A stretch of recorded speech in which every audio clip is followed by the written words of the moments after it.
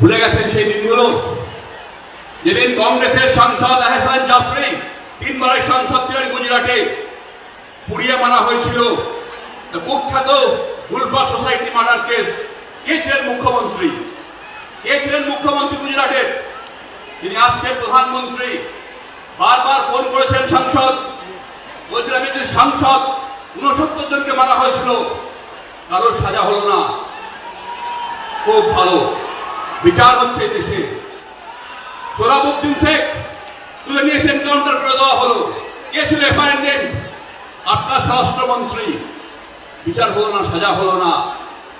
এই দেশের সমস্ত ব্যবস্থাকে পঙ্গু করার জন্য চক্রান্ত করেছে এরা। শুধুমাত্র গতবার ভুল বুঝিয়ে কিছু সাংসদ পেয়ে যাওয়ার জন্য আজকে ভারতবর্ষের কালা আইন প্রণয়ন করতে পারছে। আমরা বলছি হয়ে এসছে, সংসদে আমরা যাব, প্রত্যেকটা চ্যালেঞ্জ সুপ্রিম কোর্টে। আপনার যোগী প্রত্যেক দিন উত্তরপ্রদেশে এনকাউন্টার হচ্ছে। এনকাউন্টার বাবা, এনকাউন্টার সরকার। আচ্ছা, কখন এড়িয়ে যাচ্ছে, ওখানে যায় না। ন্যাশনাল হিউম্যান রাইটস কমিশনকে আমি বলছি, সম্মান দিয়ে বলছি, ওখানে যাচ্ছেন না কেন? প্রত্যেকটাতে কেস হওয়া উচিত ছিল।